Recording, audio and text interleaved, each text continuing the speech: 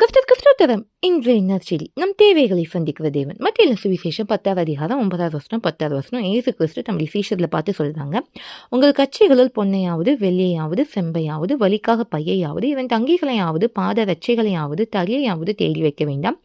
வேலையால் தன் ஆகாரத்துக்கு பாத்திரனா இருக்கிறான்ட்டு எவ்வளோ விசுவாச வாழ்க்கைக்குள்ளே ஏசப்பட்ட முடிய சீஷத்தில் நடத்துறாங்கன்னு பாருங்க. நீங்கள் போகும்போது ஊழியத்துக்கு எதுவும் கொண்டு போகாதீங்க, வேலையால் தன் ஆகாரத்துக்கு பாத்திரனா இருக்கிறான், அப்போ உங்கள் தேவையில் சந்திக்கப்படும்னு சொல்கிறாங்க.